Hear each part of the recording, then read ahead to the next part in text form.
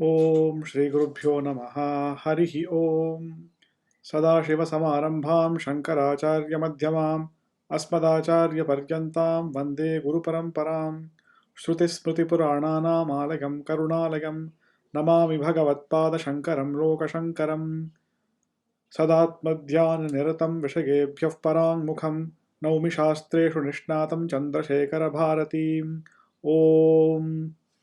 In the last session, we had nearly reached the end of the commentary to the second mantra, and Acharya had talked about what Brahmatmana Samsthitihi meant.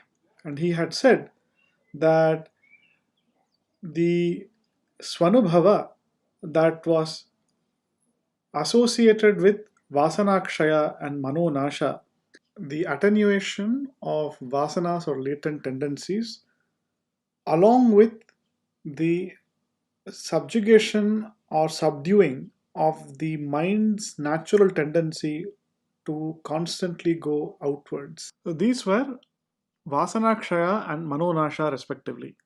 So the Swanubhava that was accompanied by Vasanakshaya and Manonasha was what was referred to as Brahmatmana Samsthitihi or Kaivalyam or Moksha. And to continue, we will start from where we left off in the last session on page 5, sixth line from the bottom. तेन सालोक्य सामीप्य सारूप्य सायुज्यानां मुख्यमुक्तित्वाभावश्च सूचितो भवति. Thus, by the term mukti or brahmatmana samsthitihi being mukti, essentially what Acharya is talking about is the abidance in the identity of the self as Brahman. That samsthiti is what is known as mukti or liberation. And with that usage, what is being refuted is mukti being something which is gained or which involves the travel after death to a particular destination such as Vaikuntham or Kailasam, etc. Other schools of Sanatana Dharma, the Advaita school or the Vishishtadvaita school or any other schools apart from Advaita Vedanta, talk about moksha being a travel to a particular place after death. And there are different gradations or levels of moksha according to those schools, such as Salokyam, that is, after death going to the same loka as the Ishtadevata is Salokyam. Samipyam being close to the Ishtadevata, that is one kind of mukti. Sarupyam means one has the same form as the Ishtadevata. And Sayujyam means essentially becoming one with the Ishtadevata, such as a part and a whole relationship. Merging with the Ishtadevata is what is known as Sayujyam. With the statement that knowing the truth that the self is Brahman, that and abiding in that knowledge is Mukti, what Shankaracharya is saying is that moksha is not traveling to a particular loka or becoming a part of the Ishvara or becoming like Ishvara or getting close to Ishvara. It is not any of those things. Mukti or moksha can be had right here, right now. And knowledge is that mukti, the primary mukti that is being talked about in Shastra, the one which is permanent, the one that is the ultimate goal of the moksha purushartha is the mukti that is knowledge and abidance in that knowledge. And therefore, Jagadguru Srimad Chandrasekhara Bharati Mahaswami says that those four types of moksha that other philosophies talk about is not the Mukhya Mukti of Advaita Vedanta of the Upanishads. Continuing, Saguna Vishayakataya Tesham Chaturnamapi Mithyatpat Parichhedatraya Shunyatva Rupa Brahmattasya Sagune Sambhavat. Here, the Jagadguru is saying all the four types of moksha that we talked about, Salokyam, Samipyam, Sarupyam, Sayujyam, have as their object a Saguna Brahman, that is Ishvara, who is Saguna. Maya Vishishta Brahman is Ishvara. And these four types of moksha have a Saguna Brahma as their object, being in the same loka as the Saguna Brahma, being close to Saguna Brahma, having the same form as Saguna Brahma, or merging with Saguna Brahma. And therefore, all four of them are what is known as Mithya. Now, Mithya in Advaita Vedanta is a technical term. Now, when we talk about Paramartha Satyam or ultimate reality, it is a Satyam that is not negatable in any period of time. It is Trikala Abadhya Sattvam. It is unnegatable in any period of time. Now, when we talk about Mithya, we are talking about the reality of that object being neither Satyam, which is of the nature of Trikala Abadhyam. So it is neither Satyam nor is it Asatyam. By Asatyam, what we are referring to is that which does not exist in any period of time anywhere. Satyam is that which exists in all period of times and all places, and Asat is that which does not exist in any period of time in any place. And by mithya, we are talking about that which is sadasat vilakshanam, that which is neither sat nor asat. It is a third ontological category or third category of reality of entities. The difference between Ishvara and Jiva itself is a distinction that emerges because of ignorance or avidya. And therefore, as Ishvara Sarvagyatva, Ishvara Sagunatva is on account of the ignorance because of which that guna appears, because of which Maya appears, we are saying that Saguna Brahman has the same status as the status of that ignorance. Now, the reality of that ignorance is not Trikala Abadhya ignorance. If that was the case, then nobody would be able to get rid of it. Rather, the ignorance that we are talking about, which is the cause of a distinction within Brahman into Ishvara, Jagat, and Jiva, the nature of reality of that ignorance is Mithya. It is Sadasat Vilakshanam. And therefore, that Saguna Brahman itself is Mithya. So, when we say that Ishvara is Mithya, we are not saying that the Jagat Srishti Vyavahara, Jagat Sthiti Vyavahara, Jagat Laya Vyavahara that Ishvara is doing, we are not saying that that does not happen. We are saying that that does not happen in an ultimately real manner. That is, such a Vyavahara's acceptance is only until the dawn of knowledge, until one has arrived at Nirguna Brahman. And once someone has arrived at Nirguna Brahman, all the other Vyavahara can be given up. And therefore, the Salokya Samipya Sarupya Sayujya Mukti, which has Saguna Brahman as its object, because Saguna Brahman is Mithya, those four kinds of moksha are also mithya. However, we should be very careful when using the word mithya. The mithyatva of something does not mean that vyavahara is not being accepted. Vyavahara happens. We are saying that it is unreal to the extent that it does not have trikala abadhyatvam. However, that in itself does not preclude or prevent the possibility of Vyavahara. It is a particular kind of unreality wherein Vyavahara appears to happen. So Jagadguru Srimad Chandrasekhara Bharati Mahaswamigal is saying here that these four different kinds of moksha are mithya and therefore are being denied by Acharya Shankara Bhagavad-pada. Then he says, Parichhedatraya shunyatva rupa brahmatvasya sagune sambhavat. He then goes on to say, Nirguna Brahman, which is beyond the three kinds of limitations. That is, when we say Satyam Jnanam Anantam Brahma, Brahma is that which is of the nature of existence, of the nature of consciousness, of the nature of infiniteness. The Anantatva refers to the absence of three kinds of limitations in Nirguna Brahman. So the three kinds of limitations are Desha Parichinnatvam, Kala Parichinnatvam, and Vastu Parichinnatvam. So Desha Parichinnatvam means limitation by space. Something which is present in one place but absent in some other place means that it is not all pervading, it is limited by space. In some places it is there, in some places it is not there. The second kind of parichinnatvam is kala parichinnatvam. At some points of time it exists, and in some points of time it does not exist. That means it is not nityam, it is not eternal. The next parichinnatvam is vastu parichinnatvam. So, if I have a ball and I compare that with a bat, the ball is not the same as the bat. The ball is different from the bat.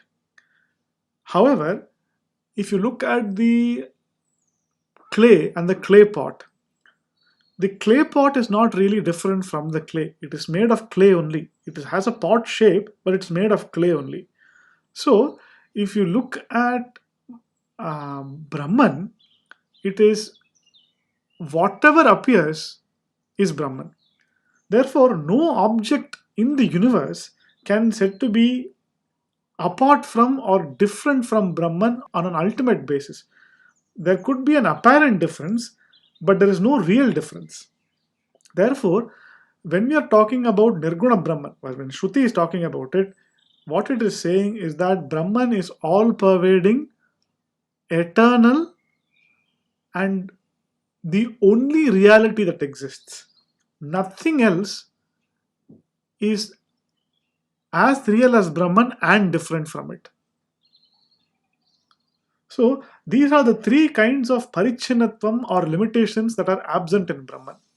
And Acharya here is saying the three kinds of limitations are not possible for Saguna Brahman, it is only possible for Nirguna Brahman.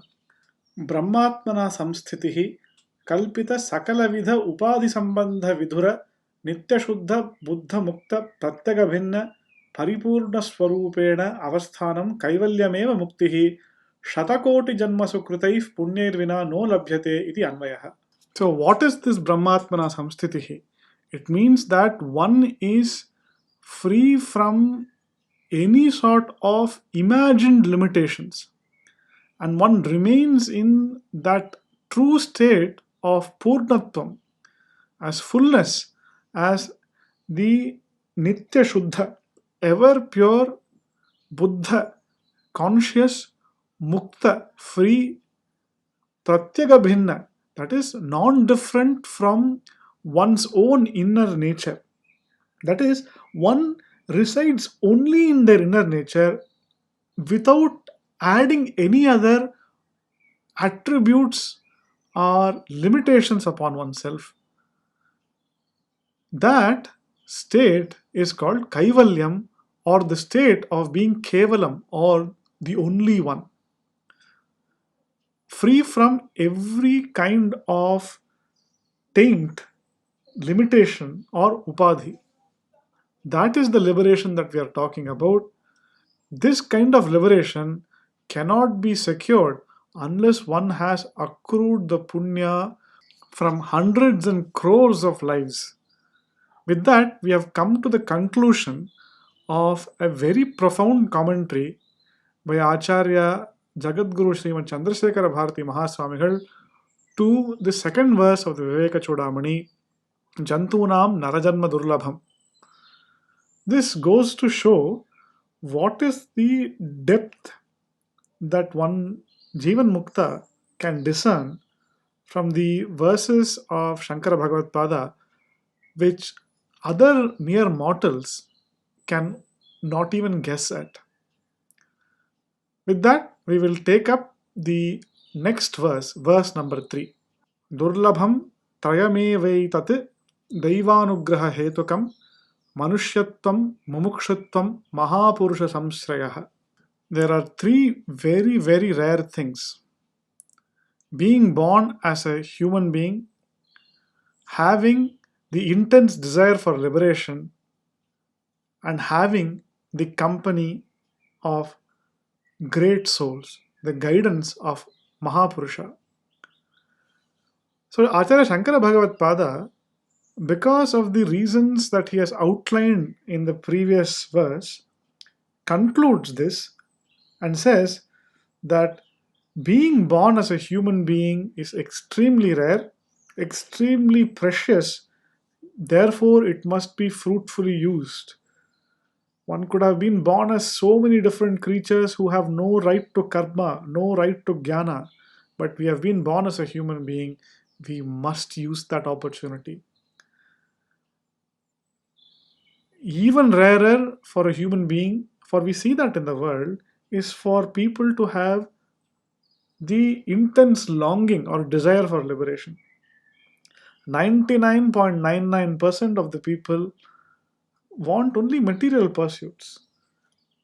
Forget dharma. Most people want laukika pursuits. They want material wealth. A few amongst them are interested in swarga, Ishvara Sayujyam, etc. etc. Very few want Advaita Kaivalyam, the Upanishad Pratipadita Kaivalyam or Upanishad Pratipadita Moksha. Very few people have desire for. They don't even know what it is to begin with. Even amongst those human beings who have an intense desire for such liberation, finding a Brahma Jnani, a Shrotriya Brahma Nishtha, as the Mundaka Upanishad says, finding such a Brahma Jnani who will take them as their Shishya is very, very rare. So, if these three things have occurred in somebody's life, you have to know it is because of Ishvara Anugraha only. And that's why he uses the phrase Daivanugraha Hetukam.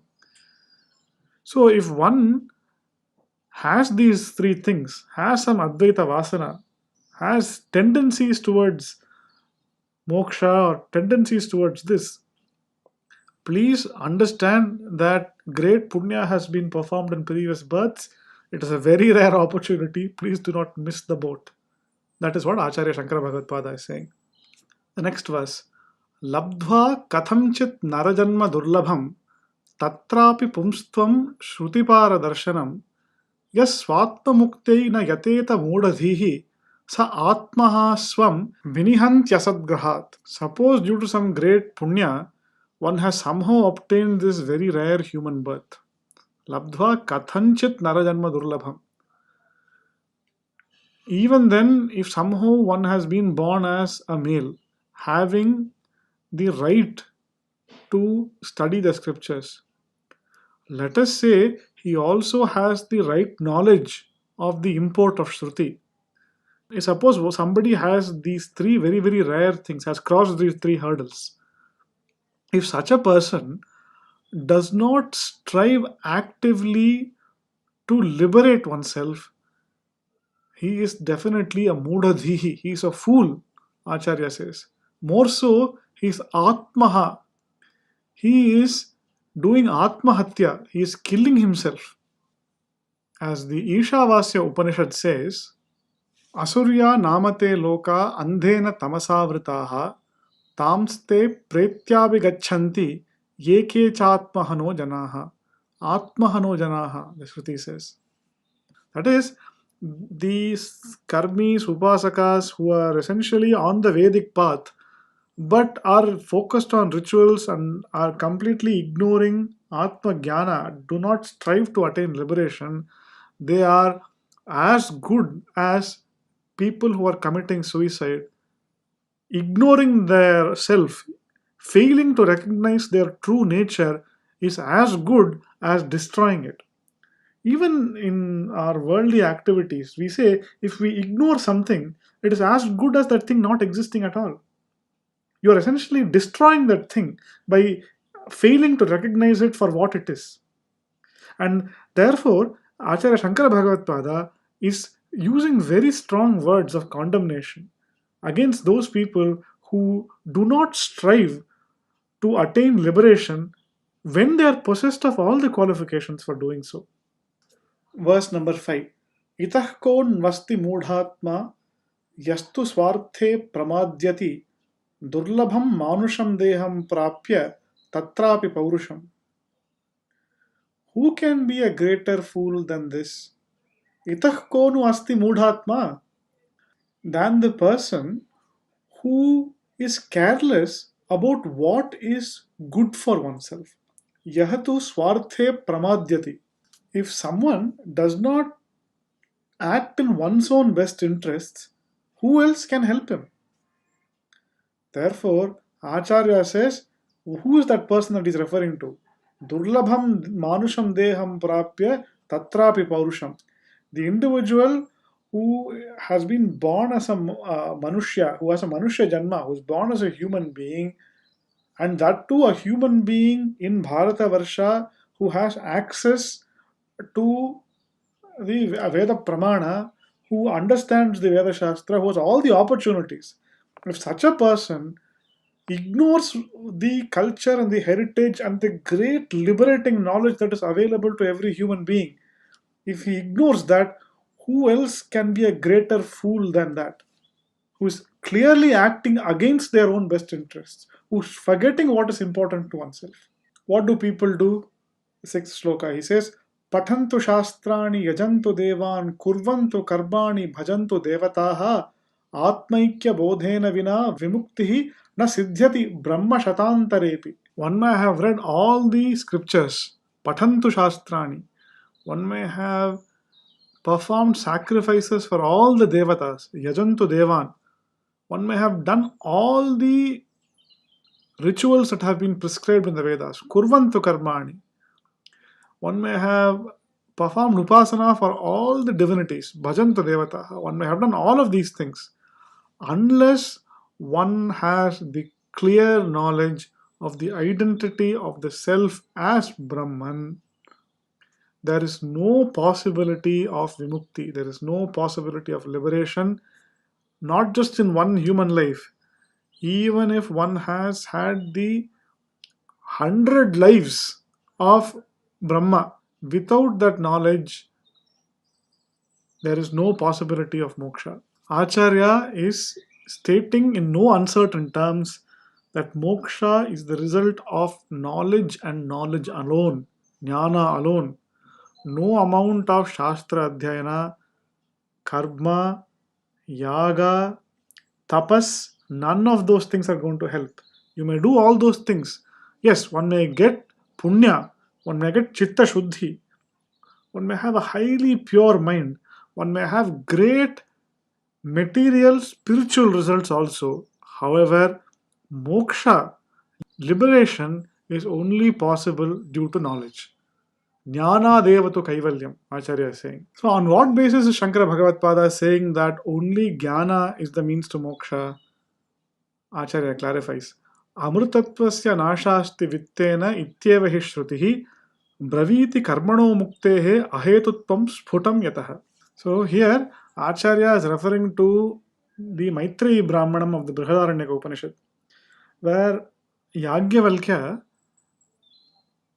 tells his wife Maitreyi that I have had enough of samsara, I am going to go to the forest, I am going to abide in Brahman, so I am taking up Vidvat sannyasa.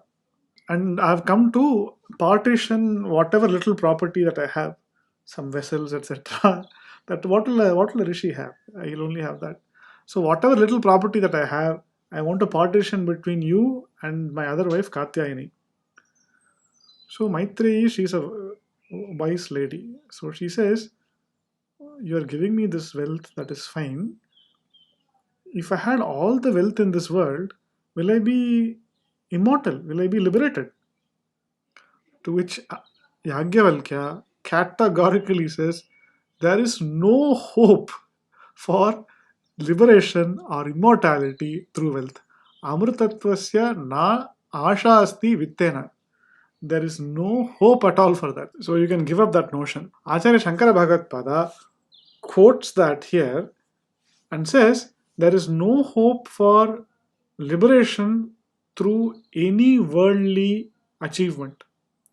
So, whatever one does with Shastra, sacrifices, karma, meditation, wealth, there is no direct achievement of liberation through that. If you, as long as you hold on to these things, there is no hope for immortality. Therefore, Acharya is quoting that Shruti here as the pramana for his statement that karma cannot be the cause of liberation. So, thus far, what we have seen is Acharya Shankara Bhagavad Pada in the shlokas from 3 to 7.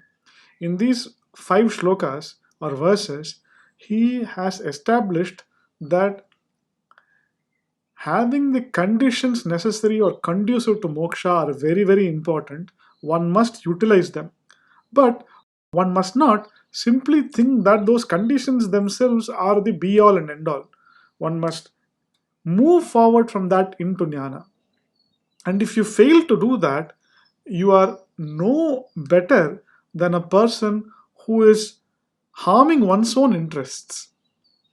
Therefore, wisdom lies in using the punya that is generated for all these from all these karmas and upasanas, from all the dharma acharanam towards the achievement of jnana. They are means, they are not ends. And therefore, one must use the means as the means and move forward towards the end. That is the aim of these 5 verses from verse number 3 to verse number 7. Jagadguru Srimad Chandrasekhara Bharati Mahaswamigal has written a commentary for this also, which is not as large as the commentary for verse 2. So we will look at that in the next class.